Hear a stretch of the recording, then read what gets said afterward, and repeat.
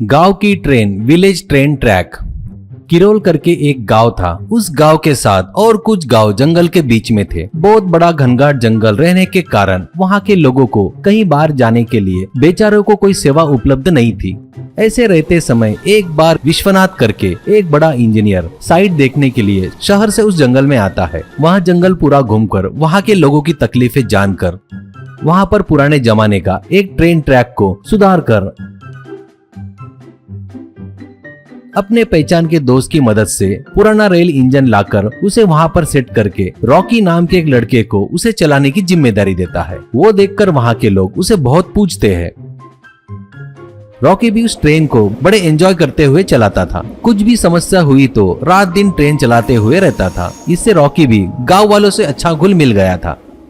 ऐसे ही एक दिन रॉकी को उस गांव का एमएलए बुलाता है। अब रॉकी से एमएलए, तू ही है क्या रे रॉकी? तेरे बारे में बहुत सुना है, ट्रेन बहुत अच्छा चलाता है ना तू, और तू थोड़ा सर्किट भी है, ऐसा सुना है मैंने। रॉकी, देखिए सर, अपन अच्छे के लिए अच्छे और बुरे के लिए बुरे हैं। मेरा टाइम वेस्ट मत करो सर, डायरेक्ट मुद्दे पर आओ, ऐसा कहता है एमएलए। मुझे तो तुझे देख के ही पता चल गया रे, तेरा स्क्रू ढीला है करके। तेरे स्क्रू को मैं टाइट करता रुक करके अपने आदमियों को बुलाता है। तब दो आदमी आकर रॉकी को पकड़कर मारकर चले जाते हैं।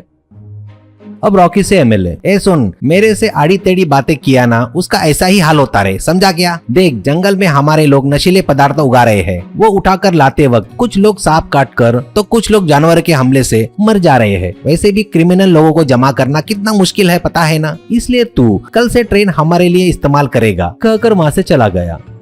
इससे रॉकी जाकर ये बात गांव वालों को बताता है। इससे गांव का मुखिया, बेटा वो बड़ा बेवकूफ है, ऐसे ही हम लोग एक बार उसके खिलाफ गए तो उसने हमारे पूरे घरों को जला दिया। इससे हमारे गाय बैल गोदाम सब खाक हो गए। डर के मारे यहाँ आकर जी रहे हैं। तेरी मर्जी बेटा, तुझे जो करना है वो कर, हमारी तो किस्मत ही खराब है बेटा, ऐसा कहता है।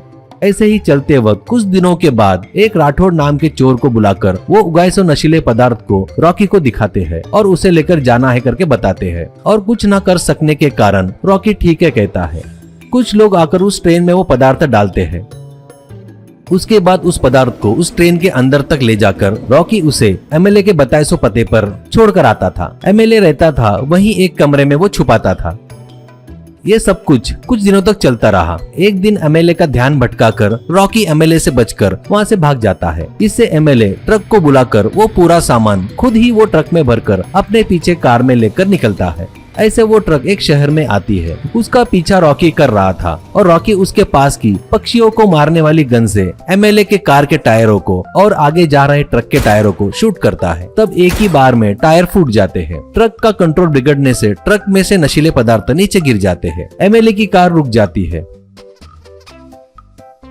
एक ही बार में ट्रक पलटने से बहुत से लोग जमा होते हैं। नीचे गिले नशीले पदार्थों के बारे में लोग बात करते वक्त वहाँ आकर रॉकी लोगों से, भैया इस ट्रक में जो नशीले पदार्थ है ना, वो एमएलए के ही है भैया। गांव के लोगों को मारकर डरा कर उनसे इसकी खेती करवाता है भैया। आजकल अपने बच्चे स्कूल कॉलेज जा रहे हैं और इन नशे के आदी हो रहे हैं भैया, इसलिए इस ट्रक को ऐसा रोका हूँ मैं। आपको जो करना है इनके साथ करो, इस बेवकूफ की अकल ठिकाने आने को होना, ऐसा बोलता है। अब एमएलए कार से नीचे उतरकर लोगों को डराने की कोशिश करता है। वो देखकर सभी लोग एमएलए की जमकर धुलाई करते हैं। उसके बाद पुलिस आकर एमएलए को अरेस्ट करके नशीले पदार्थों को अपने अंडर में लेते हैं।